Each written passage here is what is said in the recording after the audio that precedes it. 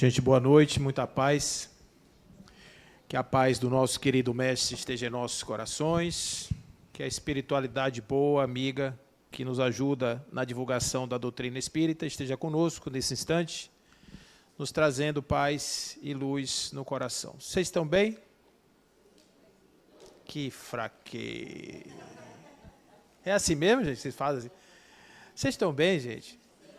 Quando a gente está bem, a gente faz assim, estou bem. Para o mundo saber que eu estou bem. Não é assim? Pois é, e a gente tem hoje uma parada dura, viu? Eu vou falar para vocês porque uma vez eu convidei um amigo meu, ele é uma pessoa assim, conhece bastante da doutrina espírita, é um palestrante muito conhecido, muito festejado. E aí eu chamei ele para fazer uma palestra e ele perguntou assim, Paulinho, qual é o tema? Eu disse, Deus. Ele disse, muito obrigado, mas eu não falo sobre Deus. E eu não sei porquê, eu tive essa ousadia, né, de entrar por essa questão, porque esse é um tema fundamental da doutrina espírita. Se a gente não entender isso aqui, a gente vai ter uma certa dificuldade de compreender certos conceitos que a doutrina nos traz. Porque a ideia de Deus, Deus ele é um proteu, né? A palavra é polissêmica, você pode ter vários significados para Deus. E aqui eu vou deixar só um recado, que o que a gente vai falar aqui, a ideia não é dizer esse é o Deus correto, porque eu estaria sendo errado em falar isso para vocês. Essa é a forma como a doutrina espírita apresentou a ideia de Deus. É isso tudo que a gente vai fazer. Mas Paulo, o meu Deus, eu gosto dele assim. Então esse Deus que você tem, que é bom para você, que é importante, ele é o Deus que você deve agasalhar no seu coração até o dia que você resolver colocar outro no lugar. Porque também tem isso, à medida em que a gente vai passando, que vai evoluindo, vai conhecendo outras coisas, o conceito vai mudando um pouco. Mas isso não quer dizer que você deixe de acreditar em Deus, você apenas ampliou, modificou a forma como você enxerga Deus. Então, o que nós vamos fazer aqui é apresentar uma história do pensamento humano na construção da ideia de Deus e o que é que a doutrina espírita nos fala a respeito desse assunto. Então, se vocês tiverem alguma dúvida, vocês podem perguntar, não tem problema nenhum, a gente vai bater um papo aqui. E o objetivo é a gente ir andando nessa trilha. Então, olha só que coisa interessante. A ideia de Deus, ela não afeta só religiosos. Pessoas, de um modo geral, na sociedade, são impactadas pela origem do universo, pela origem de todas as coisas, pelo fato das coisas serem do jeito que são. Então, isso naturalmente leva à ideia da seguinte questão: existe algo que preside tudo, ou tudo é meramente um acaso? Ou seja, as coisas vão se dando de uma maneira assim, automática, sem nenhuma lógica. Então, Albert Einstein, ele dizia o seguinte, que a religião dele consistia numa admiração do espírito superior e ilimitado, olha só que ele está falando, né, de algo que está acima, que não tem limite, e que vai se revelar nas mínimas coisas, não é? E que nós podemos perceber detalhes, rudimentos, a partir dos nossos espíritos frágeis e incertos.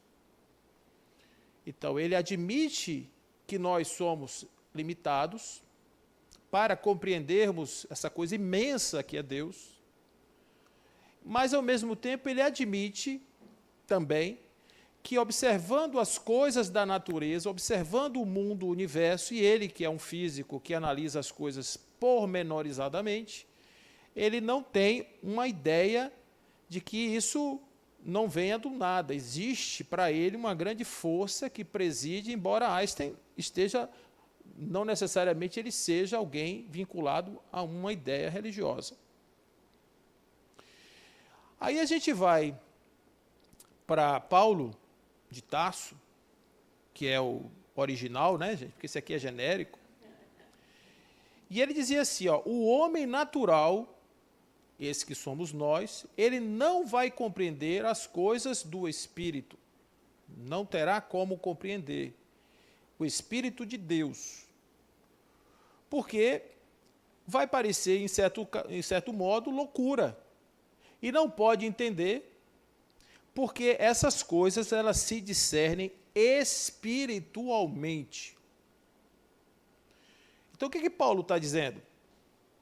É que para você entender Deus racionalmente é meio complicado. A ideia de Deus não é algo que você defina, Deus é isso. Quando eu digo que Deus é, eu já desenhei ele, né? Eu já limitei ele já está dentro de uma caixinha.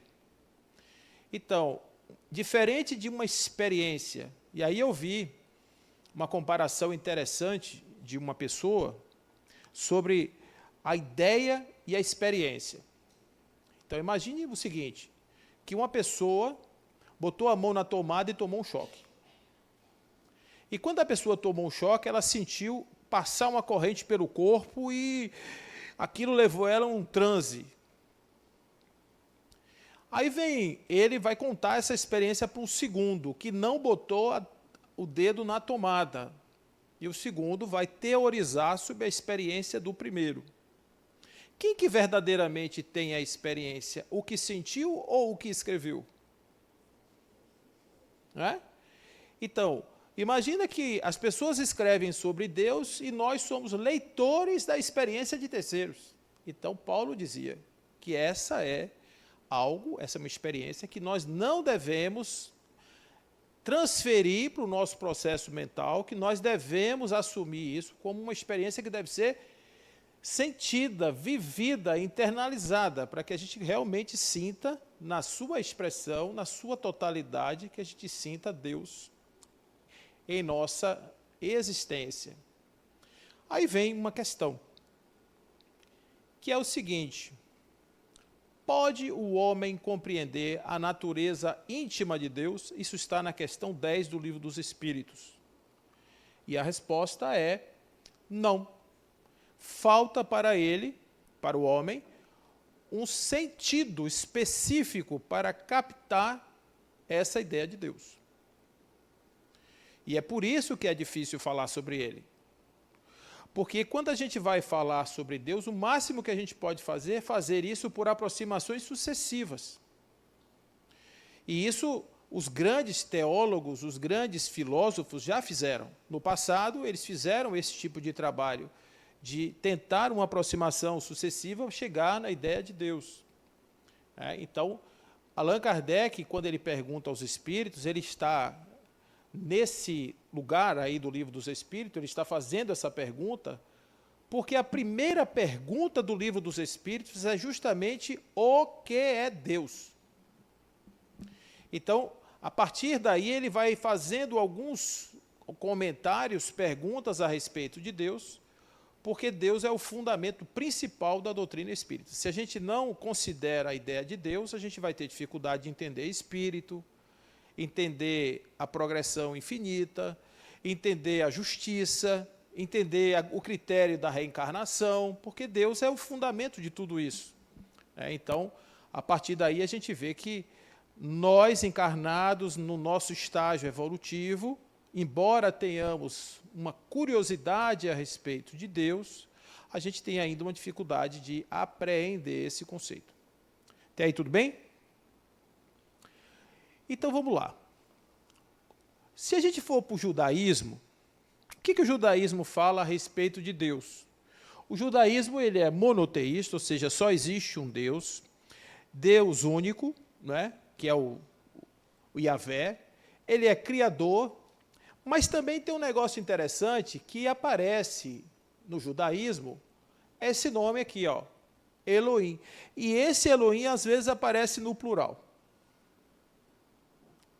dando a ideia de que podem ser mais de um, tá certo? Aí o que aparece, o que surge dessa ideia aí? Surge dessa ideia o conceito de um demiurgo, que é um deus de segunda classe. Você teria um Deus maior e você teria deuses menores fazendo um papel que seria inferior ao papel desse Deus maior. Né? Que isso aí é o caso de, por exemplo, você ter um Deus que admite a matança, porque esse Deus do judaísmo, ele tem umas coisas meio diferentes do Deus que Jesus vai trazer depois. Né? Ele é um Deus um pouco mais etnocentrado, ele é mais focado em objetivos, e ele não está muito ligado a certos valores que vão ser trazidos por Jesus depois. Mas a característica básica é que a religião do judaísmo é uma religião de livro, e essa centralidade em Deus e suas leis faz com que haja todo o desdobramento do entendimento do povo judeu em relação àquilo que seja a ideia de Deus em suas vidas. O cristianismo, embora no cristianismo, né, a gente tenha as divisões aí do Novo Testamento, do Velho Testamento, o Velho Testamento ele não participa necessariamente da ideia de Jesus, porque a vida de Jesus é contada no Novo Testamento. Por que o Velho Testamento aparece, por exemplo, na Bíblia católica? Porque toda a fundamentação da chegada de Jesus vai se encontrar lá no Velho Testamento. Então, por questão até mesmo de fazer uma expansão do território dos novos cristãos da época, né, que seriam os adeptos dessa religião nova, foi muito mais fácil incorporar as partes do judaísmo dentro do cristianismo nascente para que pudesse fazer proselitismo e cooptar essas pessoas para dentro dessa nova religião. Porque se você for olhar, o cristianismo, né, olhando no sentido da acepção da palavra, ele começa a partir da existência ou do nascimento de Jesus. Tá certo? Que aí você vai ver no Novo Testamento, aí a gente vai assistir a essa participação aí, a essa participação aí dessa história contada e que está na tradição do povo, né, que está nessa vinculação aí do cristianismo. O Deus já é diferente do cristianismo, ele é um pouquinho diferente, porque ele é o Deus, não é, bondoso, amoroso, é aquele Deus que realmente é pai, provedor, né? A gente sabe disso. No Islã, a gente tem a ideia do Alcorão, né? A gente tem a ideia do Alá, né? Que ele é único e misericordioso, né? Que é a divindade, ou seja, Alá significa a divindade, ele é misericordioso. E para que você aceite essa salvação, basta você fazer 5 vezes por dia uma reza voltada para Meca e submeter-se ao jejum no mês de Ramadã. Pois não. Microfone.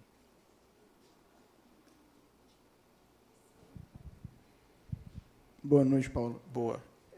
Eu estou lendo ali no cristianismo, né, na Bíblia, você tem ali, Deus é o Criador Supremo, se confunde com o Deus dos judeus e o expande, admite a possibilidade de uma encarnação divina.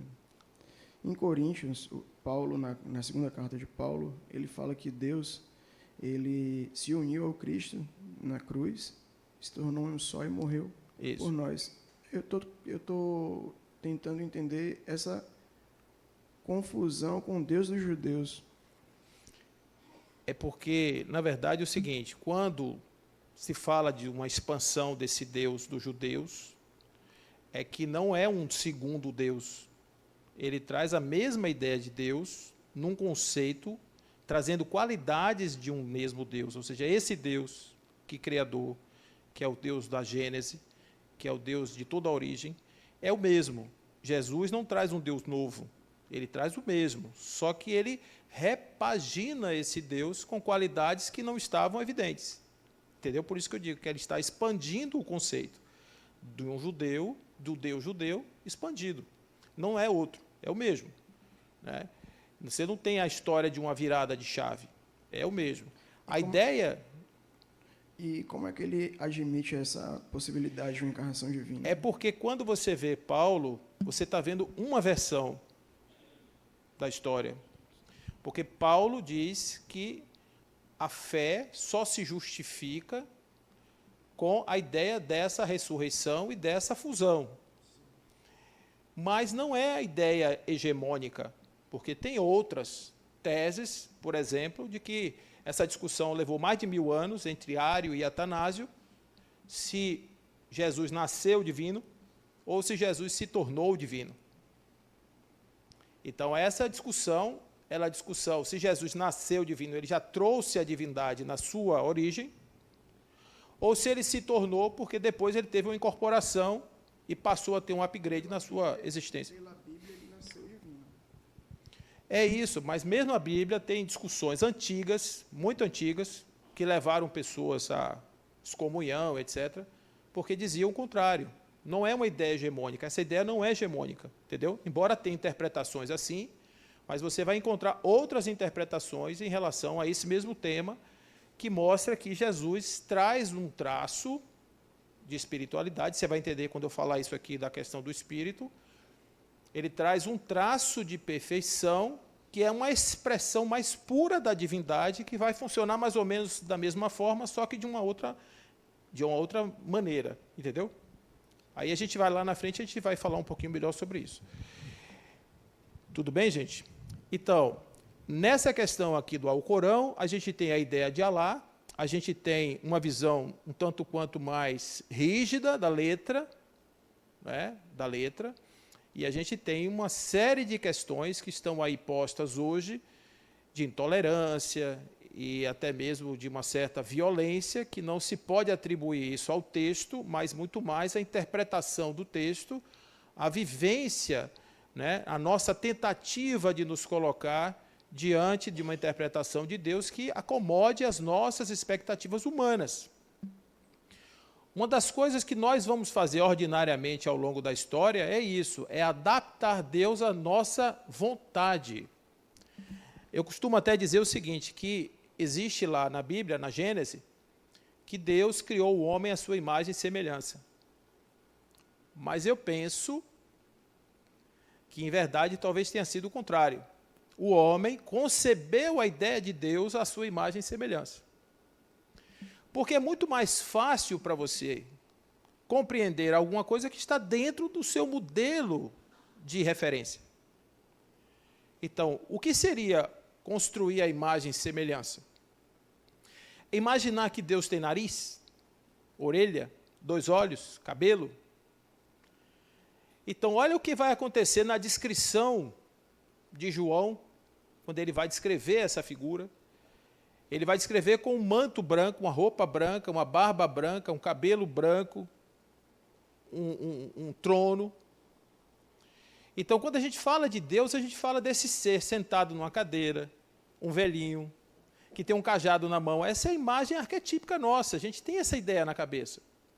E esse Deus tem uma mesa de controle cheia de botão, que ele vai apertando o botão. Então, hoje, por exemplo, eu sepultei um amigo à tarde.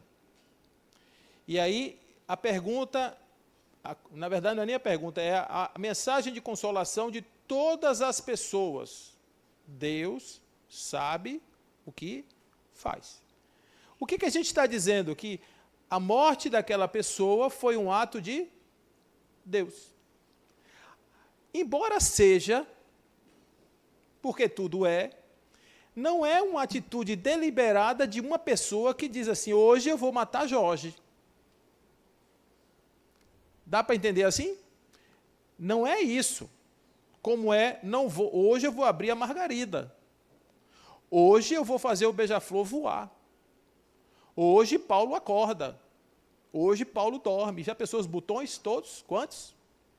O sistema que deveria controlar bilhões de almas no mundo inteiro, no universo. Então, essa ideia antropomorfizada de Deus é uma criação nossa, humana. Que aí, quando você vai para os textos bíblicos, Deus fala com humanos, dá ordens, faça isso, faça aquilo, suba a montanha, desça o rio, atravesse o mar. Não é isso que a gente vê na história? Ele aparece na forma de sarças ardentes, na forma de animais. O cinema, quando retrata isso, retrata como uma criança, ele nunca vai na linha direta da nossa mensagem, ele sempre dá uma disrupção para poder a gente ter um choque, né? Então, quando o cinema retrata Deus, retrata assim, como um cara gente boa, que aparece, que gosta de curtir, que é um ser humano comum, né? Por que isso? Porque, na verdade, a ideia é levar a uma reflexão de que essa imagem pode ser tão quanto outra, qualquer que se faça sobre ele. Porque, no fundo, cada pessoa tem o seu próprio Deus pessoal que cuida de si, cuida da sua vida e etc. E ela tem uma maneira de se comunicar, tem uma maneira de ver, tem uma maneira de entender. Né? E isso é uma coisa que é nossa, do nosso estágio evolutivo em relação a essa possibilidade. Então, tudo aqui que a gente está vendo não são deuses diferentes, são formas diferentes de se perceber aquilo que Einstein está falando lá atrás, dessa grande ordem do universo. Eu quero entender isso. Eu acho que isso é isso. Aí bota o nome, estabelece uma propriedade, estabelece um argumento e vai definindo. Aí o outro diz, não, eu acho que é assim, que ele faz assim. E olha que quantas ideias vão surgir ao longo da história, divergências, a respeito do mesmo tema. Do mesmo tema. Então, se você pega, por exemplo, o conceito da intolerância religiosa, muitas vezes é ligado ao entendimento a respeito da questão. Porque não deveria existir intolerância religiosa, vocês concordam comigo? Se eu quero a paz e você quer a paz, o que eu quero diferente de você? Agora, se eu acredito que a paz é feita com uma flor e você acredita que a paz é feita com o beija-flor, qual que é a diferença? É um instrumento que você obtém a paz. Mas você fica com o seu beija-flor, eu fico com minha flor, e nós dois podemos fazer juntos. Eu te ofereço a flor, você dá o beija-flor que beija a minha flor. Pronto, está tudo resolvido. Mas não é assim. Ou é do meu jeito, ou não serve. Porque o meu jeito é melhor do que o seu. E aí, quando a gente vai ver a história da Inquisição, a gente entende como a ignorância humana é capaz de chegar nesse ponto.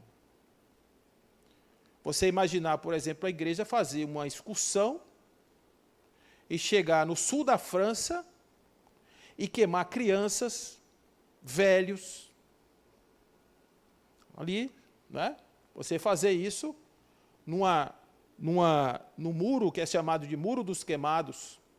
Os cátaros albingenses foram queimados numa excursão que levou mais de 40 anos, perseguindo os cátaros. Então, isso, na época que isso aconteceu, isso foi por quê? Porque eles não admitiam qualquer tipo de pensamento, mesmo que fosse pensamento baseado na razão, como era o caso da gnose. Eu não admito que você não pense como a gente pensa. Porque esse movimento enfraquece o nosso movimento. Isso aconteceu com os templários, isso aconteceu com a maçonaria, isso aconteceu com os protestantes. A guerra, as grandes guerras do mundo tiveram motivação religiosa por conta desse fator. Homens que em um determinado momento acharam que seriam deuses. Bom, então, a depender da maneira como eu vejo Deus, eu ainda tenho algumas classificações. Olha, gente, isso aqui tudo é muito didático, não quer dizer que isso seja... Por exemplo, o ateísmo todo mundo sabe o que é, de certa forma, são as pessoas que não acreditam que exista Deus. Mas não quer dizer que o ateu não seja espiritualista, por exemplo. Ele pode ser espiritualista e não acreditar em Deus. Não tem problema nenhum. Porque uma coisa é uma coisa, outra coisa é outra coisa. Estamos falando da origem de tudo, da presidência de tudo. E o outro está acreditando em almas, em espíritos, em transcendência, em outras energias. Peraí. Eu entendo isso, mas aí vai contra o que você falou no início, que a base, o fundamento para a pessoa acreditar, para ser espiritualista, para ser espírita, é Deus. Estou falando do espiritismo, porque espiritismo e espiritualismo são coisas diferentes. Mas Isso, o espiritualista é todo mundo que acredita em alguma coisa além do físico. E o espírita é aquele que está acreditando nisso em conformidade com aquilo que foi apresentado pelos espíritos a partir do dia 18 de abril de 1857. Então, isso se confunde muito. Então, quando eu estou falando, por exemplo, isso, eu estou dizendo que nem toda teoria ou dogma ou religião espiritualista é reencarnacionista, por exemplo. Então, quando eu falo de reencarnação, eu preciso entender a justiça de Deus. Portanto, não existe reencarnação sem pensar em Deus. Mas o ateísmo, ele está construído a partir de percepções que partem do pressuposto de que Deus não existe. Pode ser que tudo exista sem a presença de um maestro principal que construa tudo. Agora, existe um primo que vai evoluir, que é o chamado teísmo. O que é o teísmo? O teísmo, ele já é o outro lado do espectro. O teísmo, o teísta, ele acredita que existe Deus, e Deus se envolve na criação o tempo todo. Então, você está precisando consertar um carro. Aí diz assim, você consertou o carro? Diz, com fé em Deus eu vou conseguir consertar. Ou seja, Deus vai chegar, vai me dar uma inspiração, vai me dar uma ferramenta, vai me dar uma circunstância para que meu carro fique consertado. Se Deus quiser. E se Ele não quiser, o carro não vai funcionar. Esse é o típico pensamento teísta. Porque a ideia é que existe Deus e que a criação e todo o funcionamento do sistema divino se dá a partir da intervenção de Deus. Aí temos também o deísmo. O deísmo já é diferente. O deísmo, ele já acredita, o deísta, que existe Deus, mas Deus fez tudo a partir de leis fundamentais. Ele não se intromete nas coisas miúdas, mas as suas leis regulam tudo. Então, por que tudo funciona? Não é porque Deus mexe as alavancas, é porque as leis criadas por Deus fazem com que tudo funcione, mas sem a intervenção direta de Deus. Qual é a crítica que se faz ao deísta? É que eles, muitas vezes, exagerando um pouco na dose, eles imaginam um Deus muito distante da criação. É como se Deus se afastasse, desse as costas, vamos dizer assim, criasse e desse as costas. Esse é o lado mais extremo do deísmo, mas se você for analisar, ele está trazendo a ideia de que, do ponto de vista da racionalidade, nós observamos um universo que é regido por leis. E é mesmo. Tudo é lei. Existem leis humanas, existem leis naturais. As leis humanas você muda, você altera, você não cumpre. Se o juiz for seu amigo, aí, por exemplo, ele pode ignorar a lei. Ainda bem que isso não existe no Brasil. Mas as leis naturais, elas não são modificadas. Elas não são alteradas. Elas são perfeitas porque o perfeito não pode ser melhorado. Então, elas não podem ser melhoradas. Então, se eu largar isso aqui no chão, o que vai acontecer? Vocês têm dúvida que vai acontecer, que vai cair? Não, por quê? Porque existe uma lei que diz que todo objeto solto no espaço vai ser atraído para o centro da Terra. Isso aqui é a lei da gravidade, vai trazer e vai jogar no chão. Existe consequência a essa lei? Se esse objeto bater no chão, o que pode acontecer? Pode quebrar. Então, essa lei tem consequência. Toda lei, a aplicação da lei tem consequência. Então, observe que o universo inteiro é regido por leis. Agora, isso não quer dizer, olha que coisa interessante, que não haja uma essência inteligente presidindo tudo isso. Tudo bem? Tudo certo aí, gente? Olá, hein? Aí tem uma outra ideia, que é chamada de panteísmo. Muito cuidado agora. O panteísmo diz que Deus é a natureza.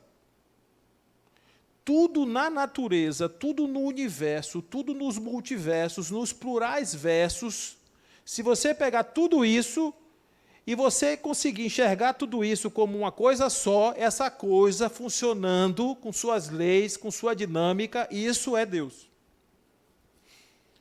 Então, para o panteísta, a natureza é uma expressão de Deus. Qual é a crítica que se faz ao panteísmo? É que um dos atributos da divindade é que ele seja infinito. E se você coloca coisas finitas para representar o infinito, logo você vai ter uma incompatibilidade entre o conceito da infinitude divina com o conceito da soma das partes finitas que vão constituir Deus. Ou seja, Deus não pode ser a soma das coisas. É por isso que o homem, que não perde tempo, ele faz assim. Existe o panenteísmo. O que é isso? Deus é a soma de tudo e muito mais. Ou seja, tudo está em Deus, mas Deus é maior do que tudo. Fica mais confortável assim? Paulo, você que gosta dele, dizia: nele estamos, e nele nos movemos, e nele somos. É o conceito da unidade. Jesus dizia: eu e o Pai somos um. Então, esse conceito da unidade vem daí, ou seja, não limite Deus, deixe Deus se expandir para além da criação.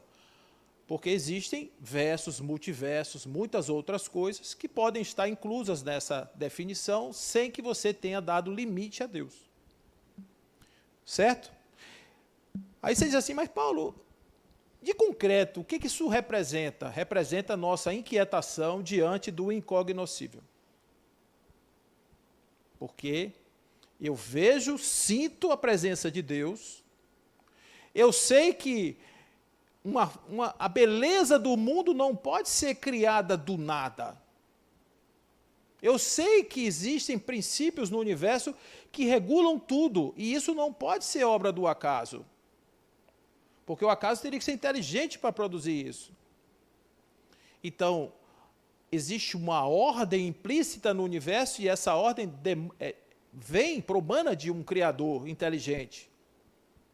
É isso, o cerne da questão é essa. Agora, como é que essa força se expressa? Como é que ela aparece? Como é que ela se mostra? Esse aqui é o ponto que vem agora, criando essas diversas escolas, que vão fazer com que a gente dê abertura para os filósofos, os grandes filósofos, pensarem sobre Deus. E aí agora a gente vai fazer uma viagem, para vocês terem ideia de como isso é velho, antes de Jesus. Deus, o conceito de Deus está antes.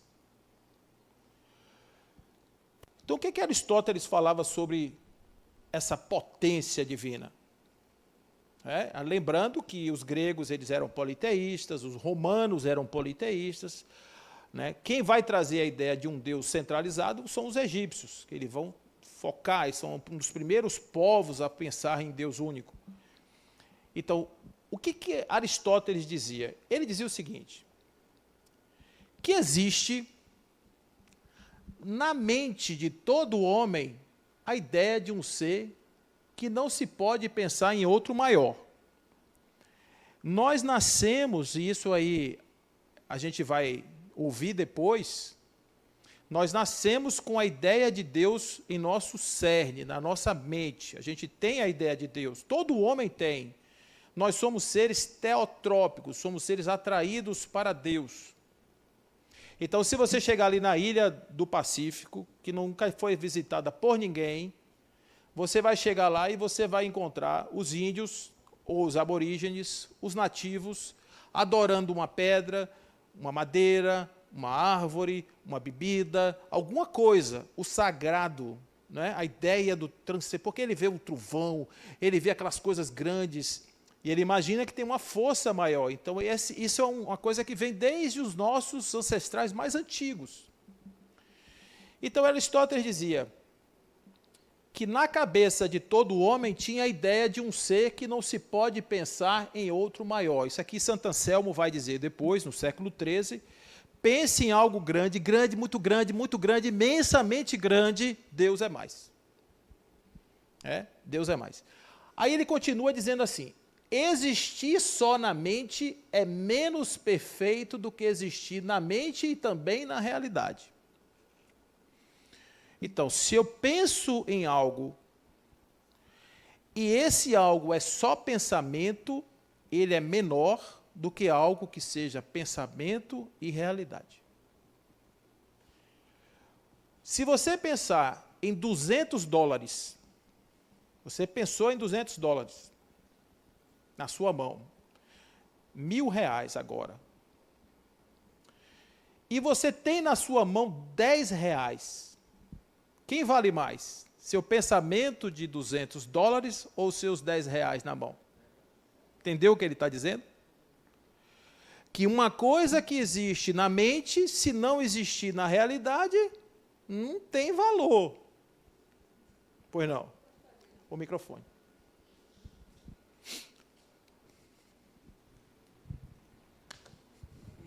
Boa noite. Boa. Eu gostaria de fazer uma pergunta no sentido de que está me incomodando muito e preocupando, atrapalhando um pouco meu raciocínio.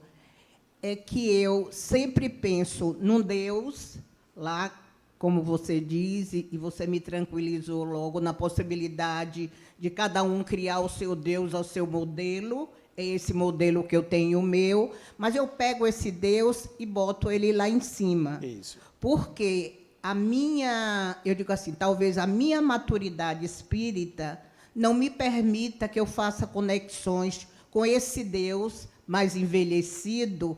Então, eu trago a figura de Jesus Cristo para manter todos os meus contatos. Certo.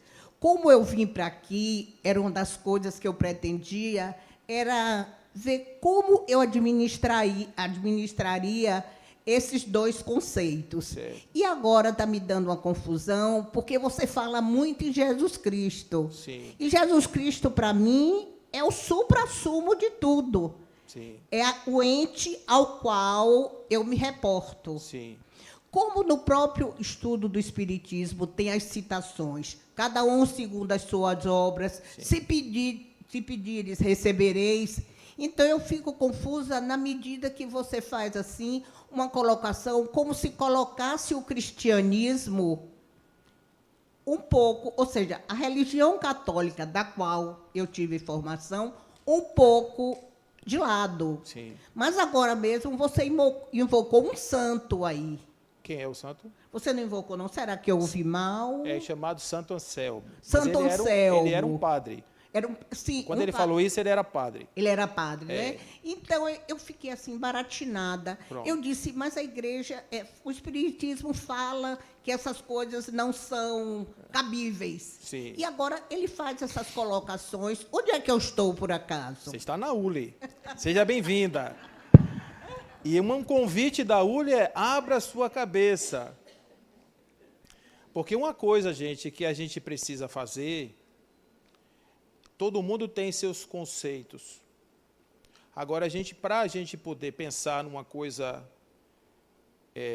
não digo nova, mas eu digo uma coisa assim, uma outra perspectiva, a gente tem que baixar um pouquinho nossa defesa para nossos conceitos, para a gente ouvir, porque isso aqui faz parte não do pensamento de Paulo. Eu gostaria muito de ter sido Aristóteles em outra encarnação, mas eu não chego nem aos pés desse homem de que tem 2.400, 2.500 anos de desencarnado. Eu não tenho essa condição. Agora, ele pensava assim, e ele está pensando assim antes de Jesus chegar. Então, o que ele está dizendo? Ele está dizendo que Deus existe. Por quê? Porque eu não posso pensar em algo que não exista, porque para ser grande, para ser importante, eu tenho que pensar e ele tem que existir. Esse é o argumento filosófico dele. Viu, Denise? Então, aperte os cintos um pouquinho, você vai gostar do que você vai ouvir. É porque essa construção, ela não parte de nenhum conceito dogmático. Uma coisa que o Espiritismo não tem é dogma. Então, ele leva a questão do raciocínio para que você consiga, a partir das informações, aí sim, aí você deduz, tira o que você quiser, Agora, algumas coisas que, de fato, Allan Kardec e os espíritos, eles reposicionam em nossa mente, e uma delas é a questão do próprio pensamento sobre quem era Jesus na Terra, porque para muitos Jesus era o Deus encarnado, era o verbo que, né, virou carne, era essa ideia da encarnação de Deus na Terra, e Allan Kardec, os espíritos, vêm trazer a ideia de Jesus como o espírito mais puro que já pisou na face da terra, mas não necessariamente ele sendo uma encarnação de Deus. Ele sendo um espírito puro, mas que teve carne, que nasceu de uma mulher maravilhosa, por sinal, Dona Maria, filho de seu José, tá certo? E essa ideia a gente vai compreender mais ao longo do estudo da doutrina espírita. Isso é muito legal, porque nos dá uma perspectiva diferente para nós olharmos todo o ensinamento de Jesus, inclusive a ideia de que ele é modelo e guia da humanidade, tá bom? Pois não. Ô Paulo, Aristóteles era um filósofo. Ele não foi um profeta. Quando você fala que ele veio antes de Jesus, Deus ele já existia. Já. E Aristóteles foi um filósofo. Isso. E você diz que Jesus não é uma reencarnação de Deus. Não, espera um pouquinho, porque esses conceitos, eu não estou colocando eles aqui, até porque eu não estou falando de Jesus, estou falando de Deus. Sim. Então, a gente vai chegar lá, você vai entender isso, e aí você tira as suas conclusões. Por quê? Quando a gente vai chegar na ideia, esse que eu estou falando aqui, quando eu falar aqui para vocês, não é minha opinião, eu tenho a minha opinião, mas eu estou aqui distribuindo com vocês aquilo que está trazido pelos espíritos na codificação, para a gente entender. Esse aqui é um curso de espiritismo básico, e essa é uma matéria que começa no módulo 1, que é Deus. Eu sei que isso dá muito nó na cabeça de vocês, porque todo mundo traz um conceito de Deus. E, às vezes, é difícil você pensar numa possibilidade diferente, mas o que a gente convida é você, e se... Rapidinho, uma coisa que eu fico curioso é que o Evangelho de Kardec, ele é baseado na Bíblia. Né? Ele é baseado na Bíblia. Isso. E na Bíblia diz que Jesus, não é que ele seja uma reencarnação de Deus. Deus e Jesus é um só. Eles se uniram e se tornaram um só. Segure só um pouquinho isso aí. Tá. Porque esse conceito deles se uniram, aí a gente já não vai nessa. Certo. Tá? Aí eu vou trazer para vocês um outro conceito que você vai chegar nesse mesmo lugar por outro caminho. Certo. Você vai juntar Deus com Jesus assim, mas de outra forma, não de maneira atual, de maneira factual, mas de maneira essencial, Certo. que é diferente. Tá certo? Bom, gente, então vamos lá. Aristóteles, então, dizia isso. Meus R$10 na mão são mais valiosos do que os meus $100 na cabeça. Então, para que Deus seja real e seja perfeito, ele tem que ser a maior de todas as coisas e tem que existir, mesmo que eu não consiga ver. Esse argumento aqui não é um argumento de visionário, é um argumento de razão. Ele está usando o que aqui? A lógica. Está tentando deduzir Deus pela lógica. É claro que a experiência é muito mais. Mas aqui ele está tentando, pela lógica, chegar no conceito. Mas aí, na igreja, um homem chamado Tomás de Aquino, ele vai fazer esse mesmo caminho, inclusive usando um argumento de Aristóteles, que era o seguinte: todo efeito tem uma causa, tudo bem? Só que essa causa é o efeito de uma causa anterior. E essa causa é o efeito de uma causa anterior. E causa, e causa, e causa. Vai parar onde isso aqui? No infinito. Só tem um problema. Essa cadeira está aqui hoje. Não está? Se ela está, ela teve uma causa. Ou seja, a primeira causa tem que ter existido, porque se tivesse no infinito não tinha acontecido ainda, ela tem que ter existido para que essa cadeira existisse. Então, essa causa que está lá atrás, não sei quantos anos, quantos bilhões, trilhões de, não sei, mas essa causa, pela razão, ela existiu em um determinado momento e ela é chamada de causa primeira das coisas. Ou seja, tudo emerge de uma causa primeira. E essa causa primeira tem uma característica. Qual seria? Ela não tem uma causa anterior. Porque se ela tivesse uma causa anterior, ela não seria a causa primeira. Causa primeira é a primeira. Pode ser, mas é um consolo da cabeça do filósofo lá, que ele fica tranquilo com isso. Aqui, aí eu costumo brincar que se Aristóteles fosse baiano, sabe como seria esse argumento? Quem nasceu primeiro, o ovo ou a galinha? Então, na concepção de Aristóteles, teve um dia, no passado, que um ovo sem galinha apareceu, ou uma galinha sem ovo apareceu. E a partir daí, ovos e galinhas se sucederam. Compreende como é? Então, como ele não era baiano, ele sofisticou. Aí Tomás de Aquino pega essa ideia e ele vai dar um upgrade nela. Ele tem um conceito, que é o conceito de potência e o conceito de ato. Como é o conceito de potência e de ato? Potência é o que eu posso ser. E o que é ato? É o que eu já sou daquilo que eu posso ser. Então, por exemplo, uma criança é um adulto potencial, porque ele vai se desenvolvendo e vai se tornar um adulto. Mas uma criança pode se transformar em um elefante? Por que não? Por que não? Porque ele é humano, porque dentro dele, ele não traz a potência de um elefante, ele traz a potência de um adulto.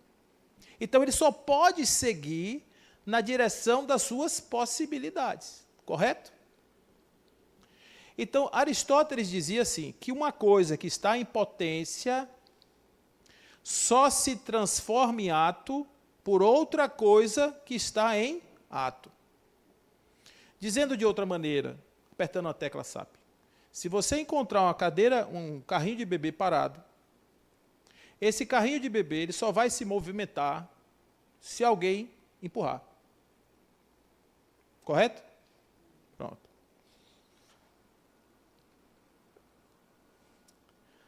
Uma coisa não pode ser causa eficiente de si mesma, porque senão essa coisa teria que existir antes dela.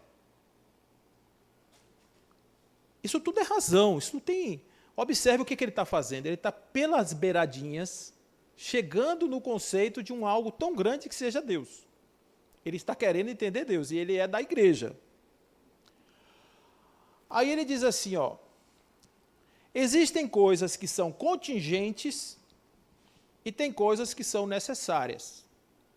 Qual que é a característica da coisa contingente? Ela pode ser e deixar de ser, ou não ser. Mas existe algo que tem que ser sempre e que tem que ser a causa das coisas serem e não serem. E observe que no final de cada proposta dessa, ele chega à conclusão de que existe Deus. Porque ele diz, a condição necessária para que tudo ocorra é Deus. A causa primeira de tudo é Deus. O motor inicial de tudo é Deus. Isso aqui é a construção, são as chamadas 5 vias de Tomás de Aquino. É o argumento tomista. Então, ali está aristotélico, mas leiam tomista, tá? Ser perfeito, causa da perfeição dos demais. Ou seja, ele vai dizer que uma coisa que cria outra coisa é o grau máximo daquilo que ele criou. Que o criador do calor é o grau máximo do calor. O criador do frio é o grau máximo do frio. Então, Deus é o grau máximo de tudo. A gente vai chamar isso de onipotência. Olha de onde surge. Depois, a inteligência ordenadora, ou seja, as coisas são direcionadas para um sentido e esse sentido é dado por Deus. As coisas não são casuais, não acontece. Você tem hoje uma flor que dá uma margarida, amanhã ela dá uma rosa, depois dá um abacate. Não existe isso. Existe uma ordem, existe um direcionamento, uma lógica nas coisas. E ele diz que o ordenador dessa inteligência é Deus. Então, outro pensador muito interessante do século XVIII é Leibniz. Ele diz assim: Deus não pode ser percebido através da razão. Sua compreensão se dá no campo da razão prática, ou seja, Deus existe devido ao fato que o universo dos seres humanos se move por leis morais. Ele está falando que existe uma ordem moral, e essa ordem moral promana de Deus. Nesse caso, Deus seria um grande legislador das leis morais. Deus existe, posto que a moralidade intrínseca no ser humano aponta para este grande legislador. É como se houvesse um senso de moralidade no homem, e esse senso de moralidade é a existência de Deus guiando os seus passos. Isso aqui é 1700 e alguma coisa, viu, gente? Esse daí é Leibniz. Baruch Spinoza, muita gente já ouviu falar sobre o Deus de Spinoza. Ah, não fica aí querendo me agradar, vá viver sua vida. Né? A gente já viu esse Deus. Então, Deus é um mecanismo imanente da natureza e do universo. Deus e natureza são dois nomes para a mesma coisa. Que raciocínio é esse aqui? Vocês que agora são craque. Ele é o quê? Panteísta. Ele é panteísta. Agora, o que Spinoza está dizendo? Opa, tem Deus aqui, tem Deus aqui, tem Deus aí, tem Deus aqui. Deus está em todo lugar. Todo lugar tem Deus. Então, em todo lugar tem Deus, esse raciocínio de Spinoza está correto, até porque existe uma potência de Deus chamada onipresença, que quer dizer que Deus está em todos os lugares ao mesmo tempo. Ok? Ele vai dizer ainda que as perfeições de Deus são as das nossas almas, mas ele possui essas perfeições de alma de maneira ilimitada. Ele é um oceano e nós temos gotas desse oceano dentro de nós. Ordem, proporções, harmonia nos encantam. Deus é todo ordem, ele sempre mantém a verdade das proporções e torna a harmonia universal. Toda beleza é uma efusão dos seus raios. Deus se mostra a partir das suas obras. Deus aparece a partir das suas obras. Nós podemos ver Deus na harmonia do universo, na beleza do universo. Então, quando você diz assim, enxergar Deus na natureza, como é? É ver Deus voando um passarinho, o sol, o vento, a chuva, a natureza. Como é que a gente não pensa em Deus quando a gente está num lugar desse? Tem um cara chamado Francis Collins, ele escreveu um livro chamado Código, a Linguagem de Deus. Ele foi o pai do projeto Genoma. E Francis Collins, ele faz um relato que ele era ateu. E ele vai nos seus estudos, inclusive o projeto Genoma era a grande esperança da humanidade de decifrar essa lógica da criação, encontrar no homem, no DNA, a lógica da criação, do surgimento da vida.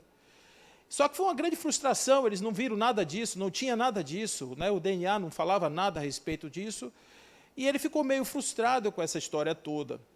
Nesse meio termo, né, ele passou por um processo de conversão. Ele não é católico, ele é protestante. Mas como foi que se deu a sua conversão final? Ele vai chegando com o carro, ele vem andando com o carro, e vê uma cachoeira congelada que se precipitava sobre um campo verde. Devia ser uma paisagem linda, né? Você vê uma cachoeira congelada, assim, aquele coisa verde. Ele parou o carro, foi ao meio desse jardim, se ajoelhou e ele disse: nesse momento eu me rendi a Jesus. eu me rendi a Jesus. Então ele foi para a religião a partir de uma percepção da presença de Deus na beleza e na harmonia daquele momento. Olha que coisa interessante. Isso tudo que eu falei para vocês aqui, que são conceitos que uma pessoa do campo, o homem simples do campo, acorda de manhã, vê o passarinho voando, a manhã chegando, o sol se precipitando lá no fundo, no horizonte, e ele dá aquele suspiro e sente Deus invadir sua alma. Não é assim? Ele diz, eu não sei o que é isso não, mas eu sei que me deu uma felicidade agora, que eu tenho uma vontade de explodir por dentro.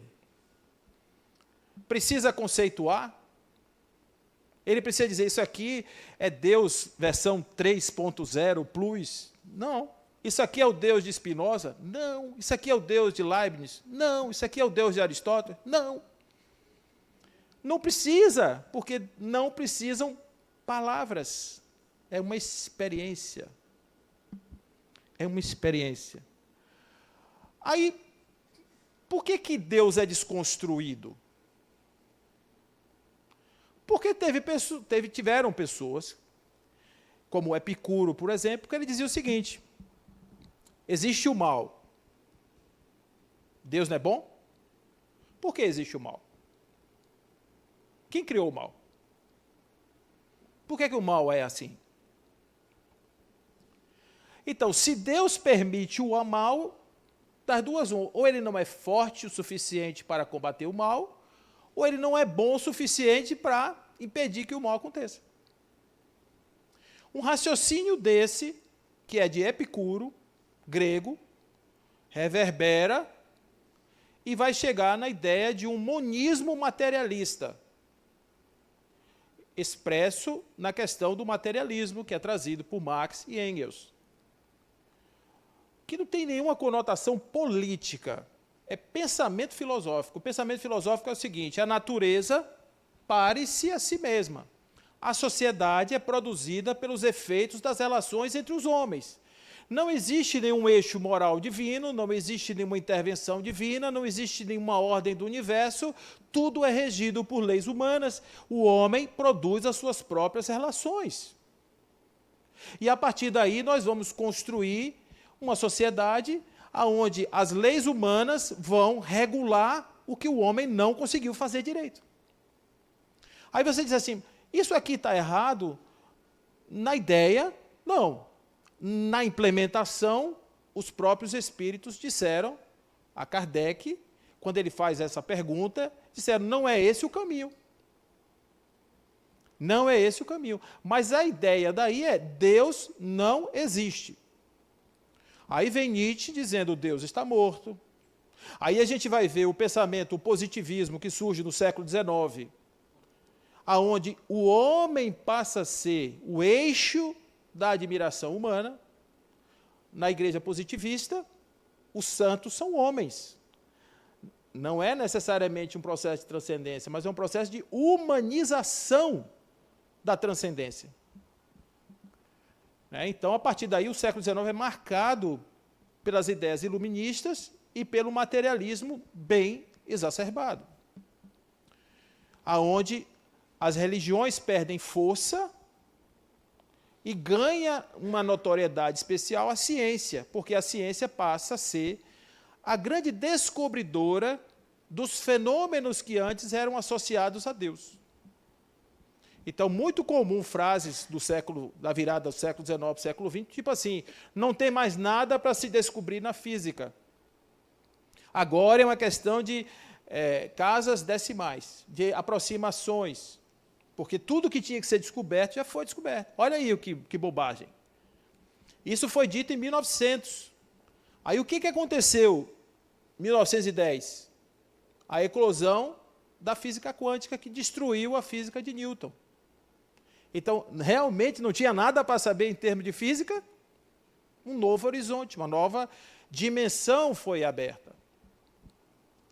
Ok? Então, a ciência, ela é importante, mas ela não substitui a noção de Deus. Ela não pode ocupar esse espaço. Porque esse espaço não está no domínio da razão humana. A ciência está no domínio da razão humana. Mas essa ideia da transcendência e da ideia do Deus, não. Então, aqui surge essa ideia do materialismo, que é fechar isso aí. E o grande incentivador de Marx foi esse cara aí, ó, foi Bar. Temos que colocar no lugar do amor de Deus o amor dos homens, como a única verdadeira religião. No lugar da fé em Deus, a fé no homem em si, na sua força, a fé em que o destino da humanidade não depende de um ser fora ou acima dela, mas dela própria, que o único diabo do homem é o próprio homem. Esse é um grande incentivador do pensamento do materialismo. Tudo bem? Aí vem um novo, moderno, chamado Richard Dawkins, que vocês já devem ter ouvido falar dele, porque ele é bem famosinho. E ele teve um problema com uma filha, que morreu, e ele ficou meio zangado com Deus. Então, ele diz assim, desculpe Deus, não havia provas suficientes. Ou seja, você não conseguiu se mostrar para a ciência, logo você não existe. Que coisa incrível! Quantos micróbios existem nessa sala? Agora. Voando aqui, nas nossas cabeças. Se você olhar, tem algum? Não. Mas tem? Tem. O fato de eu não ver, não quer dizer que não exista. Cúmulo da minha arrogância, só existe o que eu consigo ver, o que eu consigo provar. O que eu não consigo ver, não existe. Aí eu fecho os olhos para a perfeição da natureza e fico só nas demonstrações inequívocas do material. Tá certo? Chega de pensar nos outros, vamos pensar na gente. Aí vem Allan Kardec na questão de número 4, e ele diz assim, aonde é que nós podemos encontrar a prova da existência de Deus? Questão número 4 do Livro dos Espíritos. E ele vai se basear em uma lógica, num axioma, ele não, aqui é espírito respondendo, tá, gente? Num axioma que aplicais às vossas ciências, não há efeito sem causa. Procurai a causa de tudo o que não é obra do homem, e a vossa razão responderá. Vocês já ouviram isso? Causa primeira. Olha aí, ó, causa primeira.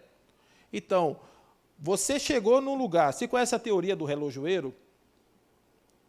Se você chegar num pântano e encontrar um relógio cheio de engrenagem, tenha certeza de que um relojoeiro passou ali. Tá certo? Ele não vai nascer da árvore, ele não vai nascer da pedra, não vai nascer da lama, um relógio. A mesma coisa, se você encontra um mecanismo perfeito, alguém criou, mesmo que não esteja ali naquela hora que você não esteja vendo. Então, os espíritos dizem, num axioma, não existe efeito sem causa. Isso vem de Aristóteles, isso vem de Tomás de Aquino, isso vem da filosofia antiga, está só sendo reverberado aqui por um espírito que responde a uma pergunta que Allan Kardec fez. Como se pode encontrar, ou onde se pode encontrar, a prova da existência de Deus? Depois, para crer-se em Deus, basta se lance um olhar sobre as obras da criação. O universo existe, logo tem uma causa. Duvidar da existência de Deus é negar que todo efeito tem uma causa e avançar que o nada pode fazer alguma coisa. Isso aqui já é Allan Kardec comentando a questão, a resposta a essa questão.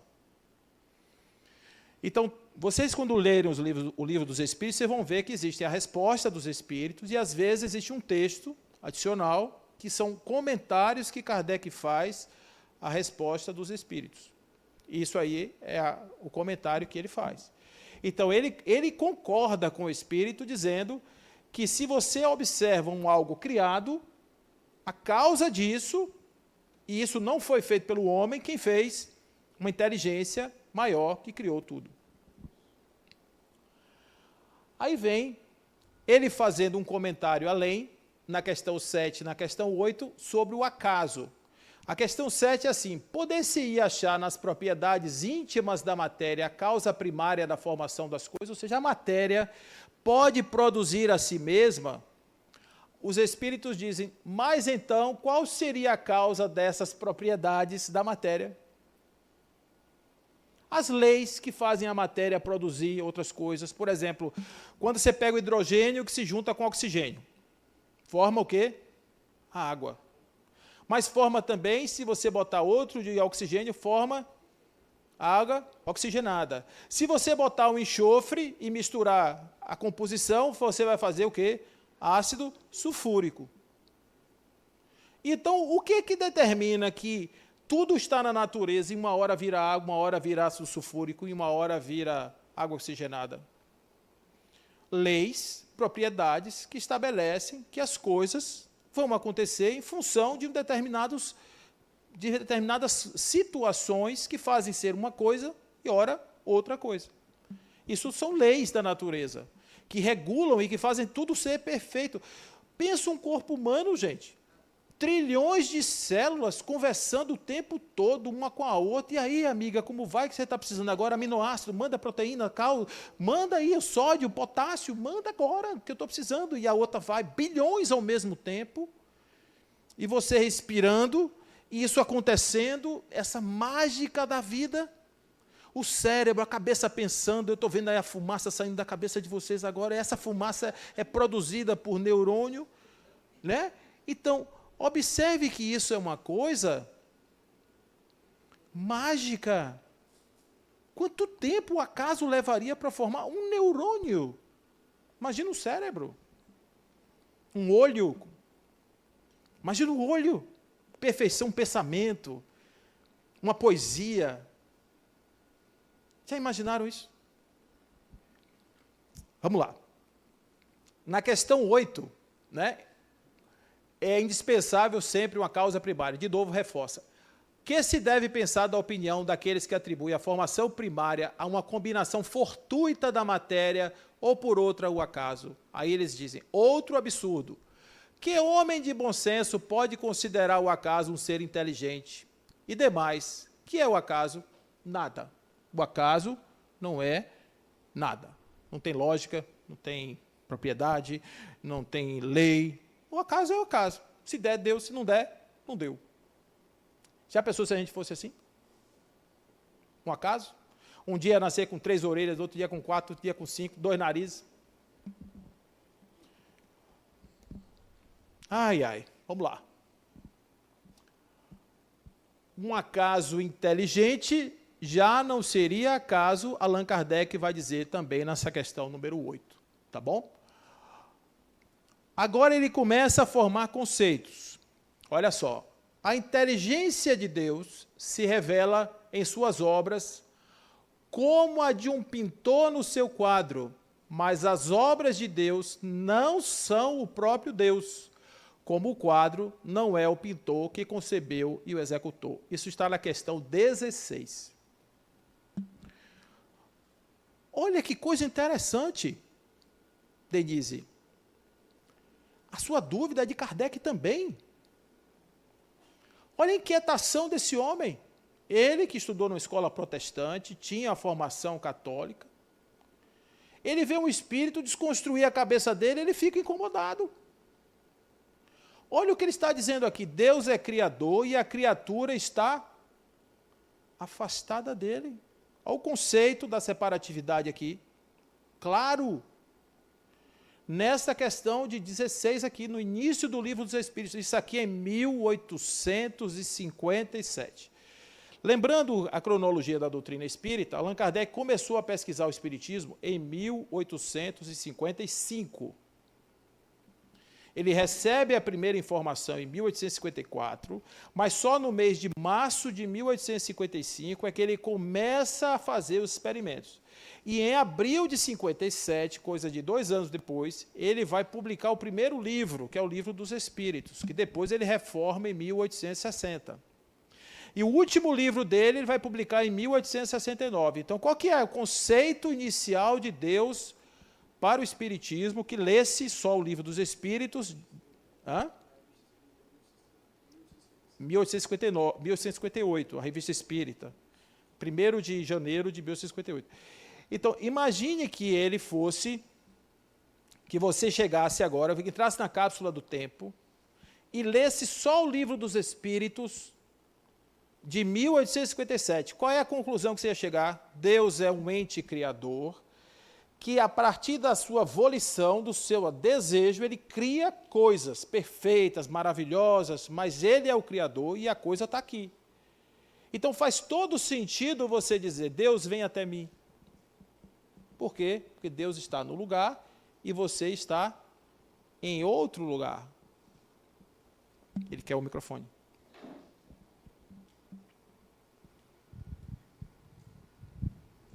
Ô Paulo, eu estou só tentando entender isso aí. Mas as obras de Deus não são o próprio Deus. Isso. Sendo que em Gênesis fala que as obras de Deus é do próprio Deus, Você está falando de qual Gênesis? da Bíblia. Ah, sim, claro. Mas aqui é um espírito que está respondendo a Allan Kardec a uma pergunta que foi feita, e essa é a opinião dele. Uma dúvida até que eu tenho, que eu vou te perguntar, você mais conhecido do que eu. Eu queria entender a procedência desses espíritos que Kardec pergunta no Livro dos Espíritos. Peterson, sua pergunta é extremamente importante e eu vou responder da seguinte forma. Allan Kardec, ele vai criar a doutrina dos espíritos numa época em que a ciência imperava. Então, o que Allan Kardec fez para publicar o Livro dos Espíritos? Ele usou um método científico. E qual é o método científico de Allan Kardec? Ele se baseava em um conceito chamado universalidade. Então, ele conversava com o espírito aqui, com o médium, e perguntava isso aqui. Aí ele ia lá em outra reunião, perguntava a outro médium que não conhecia esse, a outro espírito, e perguntava a mesma coisa. E chegava em outra reunião e perguntava a mesma coisa. Se os espíritos respondessem de forma convenientemente igual, ele entendia que essa era um conhecimento universal. E por isso ele entendia que esse conhecimento deveria constar na revelação dos espíritos. Quando os espíritos apresentam a Allan Kardec a reencarnação, ele não acreditava em reencarnação. Ele, Allan Kardec, mas ele publica. Ele vai se convencer da reencarnação pela justiça de Deus, porque ele diz, não existe nenhuma explicação para a justiça de Deus melhor do que a reencarnação. Porque você vê uma criança nascer, uma criança nascer com uma doença congênita, e você diz assim, por que Deus deixou nascer essa criança? Foi o que ela fez para receber esse... Será que ela, agora, você pegar um ser que não fez nada, acabou de nascer e você bota desse jeito? Mas esse espírito já viveu outra vida. Tocou fogo lá no barraco, lá atrás, e aqui agora ele está experimentando alguma coisa que foi da sua consciência transportada para cá. Isso vocês vão ver ao longo do curso. Essa explicação vai aparecer claramente para vocês. Então, eu só consigo explicar isso aqui se eu olhar o cidadão aqui atrás como um construtor dessa situação do agora. Porque se eu largar ele aqui agora sem a reencarnação, eu tenho que entender que Deus tem uma lógica que não é a minha. Então, Allan Kardec diz que a justiça de Deus é absolutamente explicada através da teoria da encarnação. Ele diz, mesmo que um espírito viesse dizer, depois que ele entendeu, que a reencarnação não existia, eu não acreditaria. Eu continuaria acreditando que existe, mesmo que o espírito dissesse que não tem. Porque não tem outra forma de explicar. Pois não.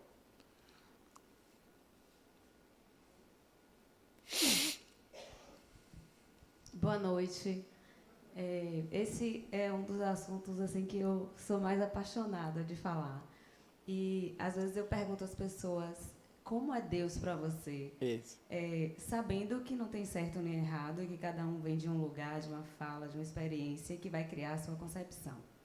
Mas eu me lembro, aos 8 anos, que eu pensava, Deus criou tudo. E quem criou Deus? Isso. Eu me lembro muito assim, eu pensava isso aos 8 anos. Hoje, com 44, eu ainda me faço a mesma pergunta e me vejo, às vezes, presa no loop. Deus criou tudo, Ele é a causa primeira de todas as coisas. E quem criou Ele? Será que Ele criou a gente só para se divertir? Por que Ele criou a gente? para a gente adorar ele o tempo inteiro? Será que ele é tão egocêntrico que ele quer todo mundo ali voltado para ele? Então, assim, são perguntas e questionamentos que às vezes a gente tem até vergonha de trazer à tona, mas volta e meia eu me pego pensando. E para eu sair do looping, eu lembro, eu acho que o meu HD ainda não comporta a verdadeira Não é dado ao homem, não é dado ao homem o sentido para apreender a essência de Deus. Diz que tinha uma pergunta que foi feita, o que é que Deus fazia quando não estava criando? Aí a resposta que foi dada foi, estava criando um inferno para colocar pessoas que fazem perguntas desse tipo. Sua pergunta é a pergunta de todo mundo. Se você pegar o cara que é PhD em Deus, ele vai ter a mesma dúvida sua. Mas Mortimer Adler, que é um filósofo contemporâneo, ele vai falar uma coisa interessante. Você pode, por raciocínios, chegar, como Tomás de Aquino, à ideia de que existe Deus. Mas ele não é espírita, ele diz, coisas como a grandeza de Deus, as propriedades de Deus, a bondade de Deus, você só vai assimilar através de uma coisa que ele chama de salto da fé. Então, é o seguinte, isso é relevante, saber quem criou Deus? Para a mente do homem mas tem coisas que a gente tem que saber onde parar. Sabe? Basta aqui. Isso aqui já me basta. Então, para que eu vou aqui atrás? Eu fico aqui. Ele existe? Existe. Ele chega até mim? Chega. Eu posso senti-lo? Posso. Então, eu vou sentir. Porque sabe o que acontece? Os orientais, que estão muito mais especializados nessa ciência de se encostar em Deus, eles dizem que a forma mais próxima que eles chegam de Deus é quando eles vaziam toda a mente de qualquer conceito, de qualquer pensamento, de qualquer coisa, e se permitem integrar-se nessa grandeza sem valoração nenhuma. Então, vai chegar uma hora que dispensam as palavras, os conceitos, e é você se entregar. Somente isso. Absolutamente isso. Você vai continuar com sua dúvida, porque não tem. Aí tem umas pessoas que falam assim, mas Paulo, por que essa pessoa é tão ruim e está se dando bem na vida? Eu digo, calma, você só está assistindo um capítulo da novela. Você só está assistindo um capítulo, assista a série toda, que você vai entender. Aqui atrás, aqui. Oi, boa noite. Boa. Queria fazer uma pergunta, não exatamente de Deus, mas que envolve Deus e reencarnação. Você falou e é uma curiosidade que eu tenho. Por exemplo, esse exemplo que você deu da criança que nasce com alguma questão. É um castigo de Deus ou é uma escolha daquele espírito? Eu vou deixar, vou te responder rapidamente, mas isso você vai entender ao longo do curso, vai entender perfeitamente, tá? Não é um castigo, porque Deus não castiga ninguém. É uma trilha. Então, o espírito, quando ele constrói a sua estrada, ele faz escolhas. E ele atrai para o seu campo determinados tipos de experiência que são importantes para o seu processo evolutivo. Então, quando ele passa por isso, ele cria no seu mundo mental essa experiência e passa por ela. Você pergunta assim, mas algum espírito poderia desejar isso? Conscientemente não, mas inconscientemente é o que normalmente acontece. O que dirige as experiências do espírito não é o consciente, é o inconsciente. É o que a gente não consegue ainda resolver. São os nossos fantasmas ocultos. Eles é que nos colocam nas experiências para que esses fantasmas apareçam e a gente possa integrar na nossa pessoa e, consequentemente, a gente possa evoluir. Porque é também um princípio da doutrina, é o princípio do progresso. É uma lei, a lei do progresso. Como é que eu progrido? Através das reencarnações. Questão 132 do Livro dos Espíritos. Para que Deus submete o espírito à encarnação? A resposta é fazê-lo chegar à perfeição. Então, não é Deus que diz assim, vou castigar a criança. É o espírito que a criança é, através da sua experiência, ele somatiza uma experiência psíquica, que se mostra através de um processo físico. Então, num livro chamado Memórias de um Suicida, você vai entender perfeitamente isso. Quando o espírito, no plano espiritual, se preparando para reencarnar, ele desmaterializa um braço. Então, provavelmente, aquele corpo que vai ser gerado do espírito reencarnante não terá o braço ou terá alguma dificuldade no seu braço. É uma experiência dele, que ele constrói por culpa, ressentimento, arrependimento. Entendeu? Deus não pune ninguém. Senão ele seria um legislador. E outra coisa, Deus fez o homem simples o espírito simples e ignorante. Olha que incoerência seria. Nos fez simples, nos fez ignorante e nos pune pela nossa ignorância. Não seria lógico isso. Então, o processo da evolução passa por uma descoberta de que certas escolhas me levam para determinados tipos de experiência e outras nos levam para outro lugar. Eu sou drogado. Eu vivo drogado. Morri. Para onde eu vou? Para o inferno? Não. Eu vou procurar os drogados e vou me juntar a eles. O meu corpo tem dano. Esse pessoal, por exemplo, que está usando K9, é K9? É uma droga nova aí que faz a nova zumbi. A pessoa fica zumbi. Então a pessoa usa uma droga dessa, destrói o cérebro, vai para o plano espiritual um dementado. O espírito não é dementado, o corpo o dementou, mas o espírito está atormentado por ter vivido a experiência de um corpo dementado. E volta com uma deficiência onde? No cérebro. Porque o perispírito plasma o corpo. Isso tudo vocês vão entender ao longo do curso. Isso aqui eu estou falando para vocês porque Deus não castiga. Não é isso, Beto? Como é? Boa noite. Com relação assim a ideia que eu tenho, né, de Deus, eu tenho ideia assim de ser uma energia. Sim. E por ser energia, ele para mim, tanto bem como mal, está nessa energia.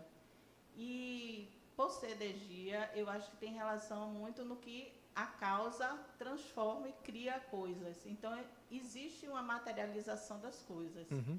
No momento, quando a gente fala ali, né, do materialismo que está afastado, eu acho que é o contrário. Eu acho que o lado material está bem relacionado a essa energia que a gente joga para a nossa vida, entendeu? Então, eu queria que você até falasse um pouquinho mais desse lado material com relação à ideia de Deus.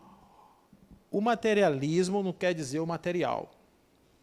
O material é uma coisa, o materialismo é outra coisa. Materialismo é a centralidade na matéria. Materialismo é a ideia que eu tenho de que a matéria resolve tudo. A matéria é algo diferente. É uma expressão de energia condensada que é matéria, que tem influência no pensamento, nos campos energéticos, etc.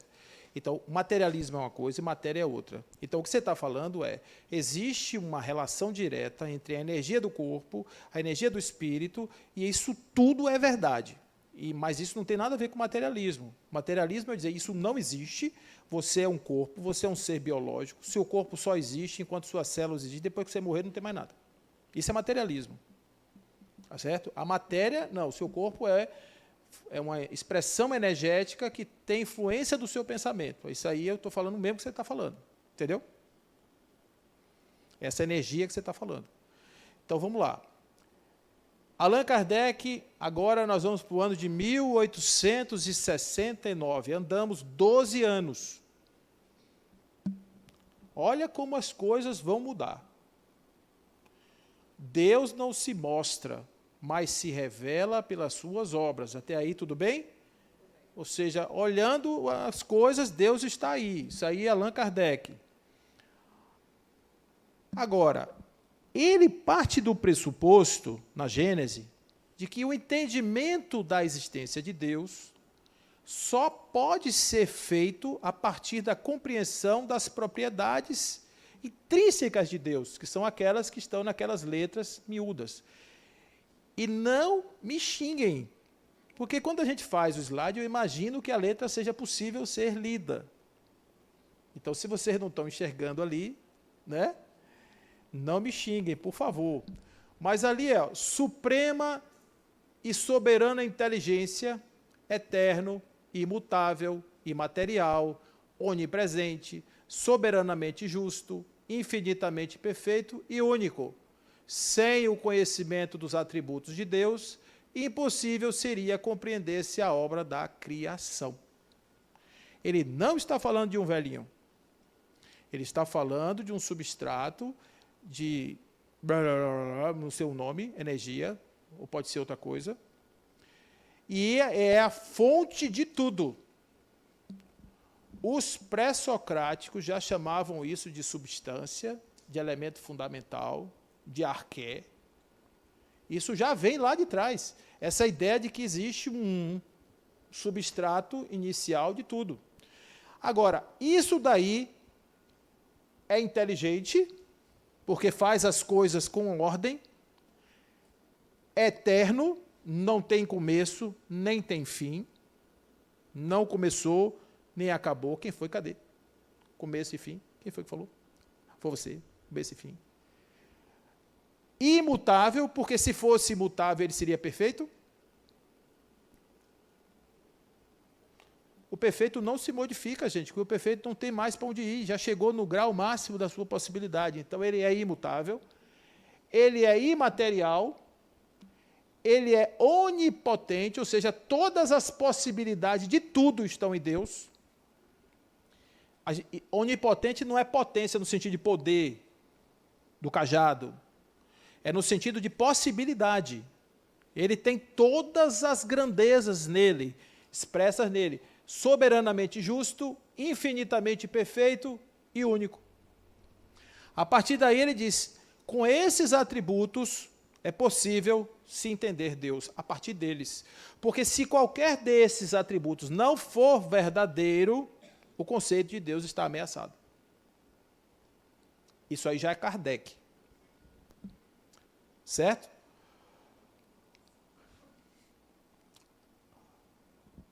Como é que Deus age no universo?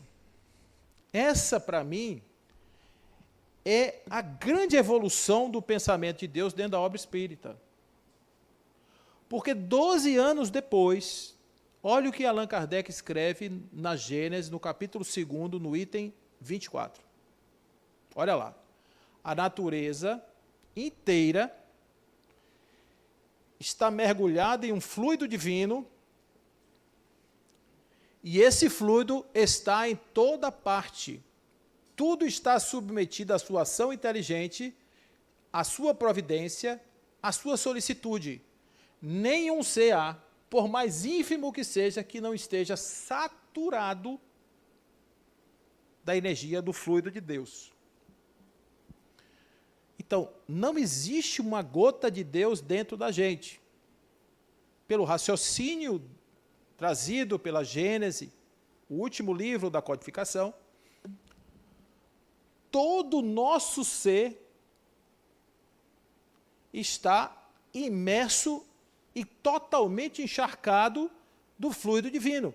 E esse fluido possui as propriedades do Criador, ou seja, nós temos no nosso corpo toda a nossa expressão, espírito, tudo encharcado de fluido divino. Ou seja, de outra maneira dizendo, nós somos expressões visíveis do fluido divino. Aí eu vou pegar aqui com o Peterson, que ele fez uma pergunta interessante, e eu prometi a ele que ia chegar onde ele queria. Entre eu e ele, existe alguma coisa. O que é que existe aqui? Espaço vazio? Não. Existe ar. E esse espaço entre eu e ele está totalmente cheio de quê? Fluido divino. Eu estou cheio de fluido divino. Aqui é fluido divino só. Ele é fluido divino. Nós dois somos o quê? Fluido divino. O que eu estou enxergando? Uma separação. Mas o que existe de fato? Uma unidade. As separações são abstrações, porque nós somos uma única vibração. Nós estamos unidos pela essência divina, pelo fluido divino. Não, todos não vibram, mas todos somos e estamos imersos no fluido de Deus. Não tem uma parte, olha ali, ó, um meu ser, por mais ínfimo que seja, que não esteja imerso nesse fluido. Então, o que existe aqui nessa pessoinha e na pessoinha que vocês são? Deus. A gente faz oração pedindo para Deus vir, e Deus já está aqui. A gente bota Deus no céu e faz uma viagem longa para chegar num lugar que a gente não sabe onde é, quando a gente podia muito bem fazer isso olhando para dentro. E aí eu vou chegar no meu mestre querido chamado Jesus, que dizia: quando você quiser orar, se tranque no seu quarto interior e em secreto. Ele nem usa o quarto, ele usa a palavra aposento, que é o lugar que você guarda as suas coisas. O seu aposento íntimo. E em secreto, você conversa com Deus, porque Ele em secreto lhe ouve. Não faça como esses hipócritas que vão para as ruas largas, vestidos com seus vestidos ornados, porque eles, a despeito de muitas conversas, devoram as casas das viúvas. Vocês já viram isso? Está lá. É um ato íntimo. Não existe Deus fora de mim nem fora de você. Onde está a nossa igualdade? No corpo? Na pele? Na essência. Nós somos diferentes por quê? Somos espíritos caminhando para Deus em estágios diferentes de evolução. Por isso é que nós não vibramos na mesma faixa, vibramos em faixas diferentes, mas somos atraídos para uma faixa vibratória que é consonante com a harmonia do universo. O tempo é criação divina e Tânia é uma mensageira de Deus.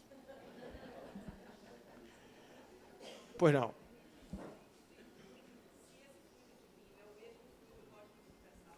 O fluido cósmico universal, boa pergunta. O fluido cósmico universal, ele é já uma transformação, porque o fluido cósmico tem algo de matéria. Ele está antes do fluido cósmico. Tá certo? O fluido cósmico ele é usado para as construções.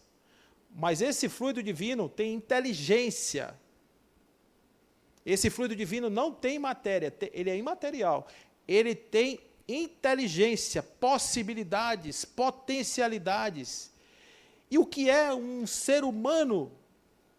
É um espírito com a capacidade de se transformar em algo grandioso. Então, olha que coisa interessante.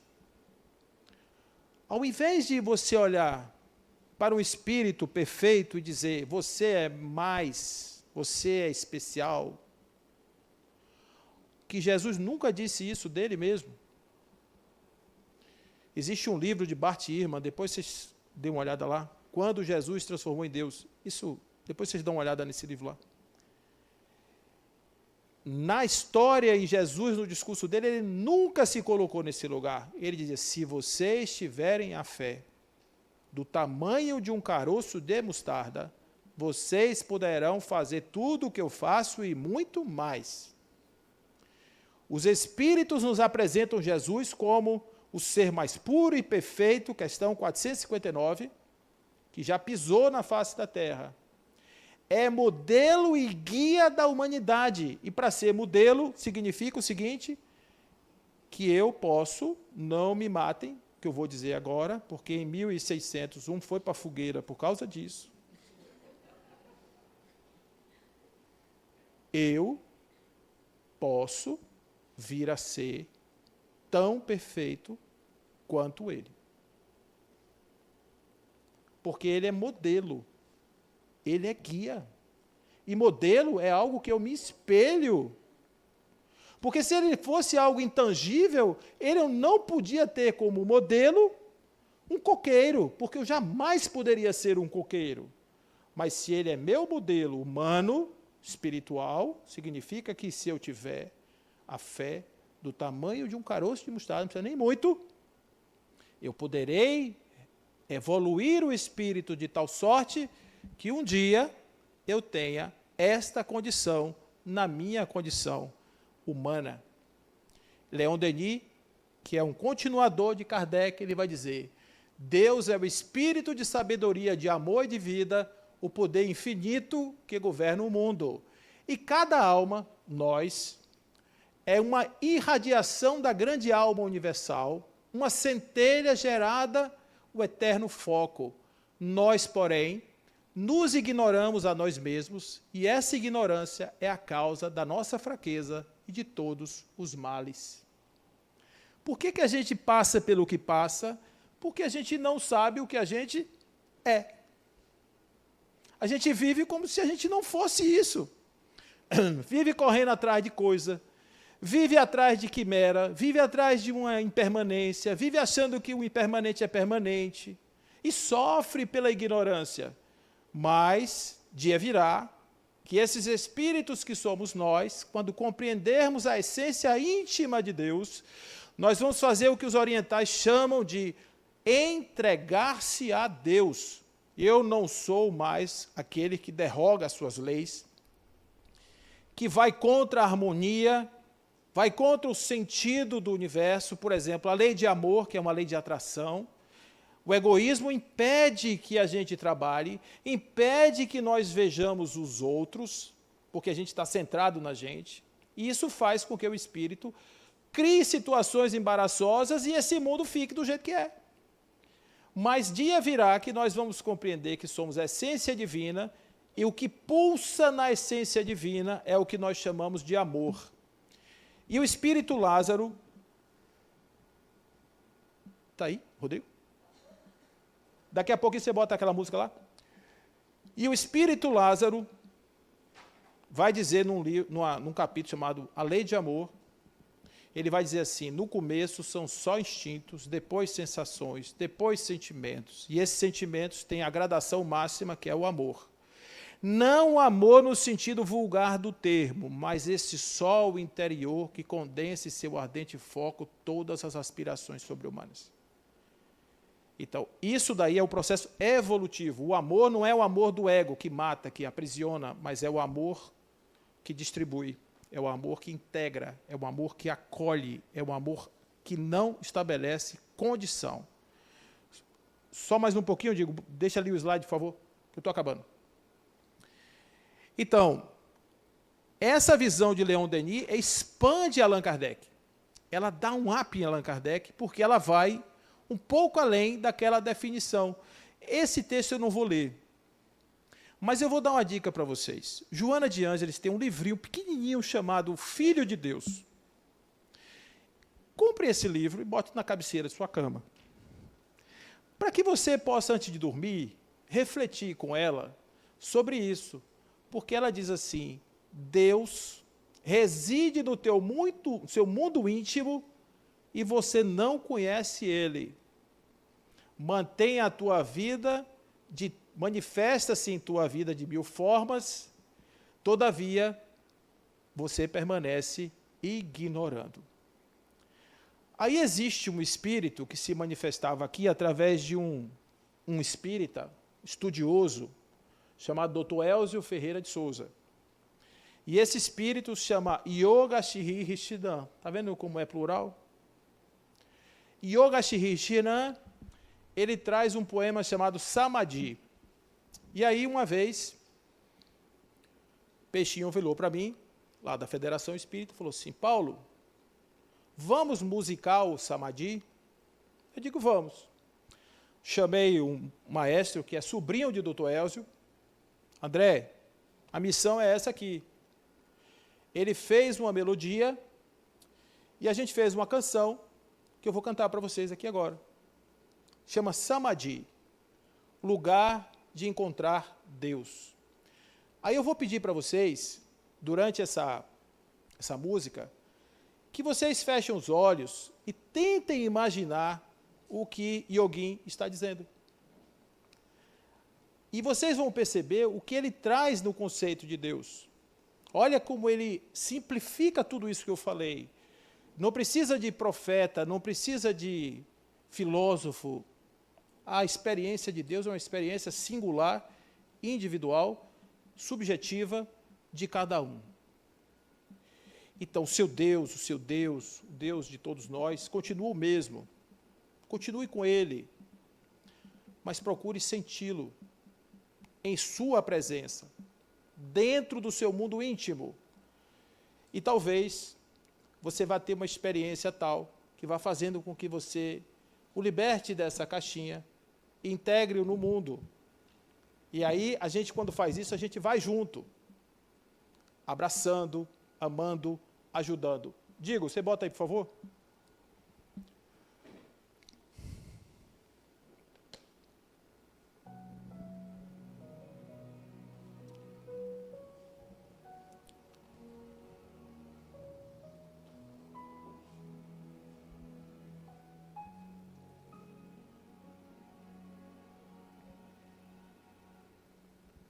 O que ia dizer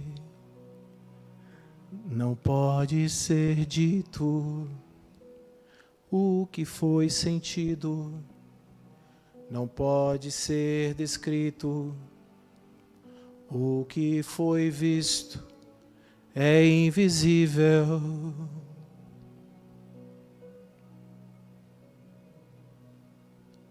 Só luz, somente luz, mergulhado no mundo, Deus, mergulhado no outro Deus, mergulhado em mim, Deus,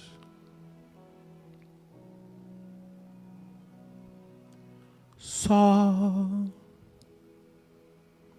Deus, nem alto, nem baixo, nem vida, nem morte, sem princípio, sem ter fim.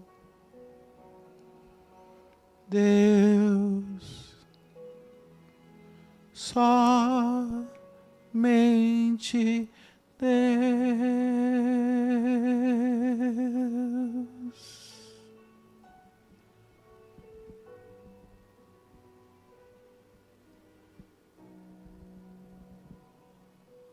Que assim seja.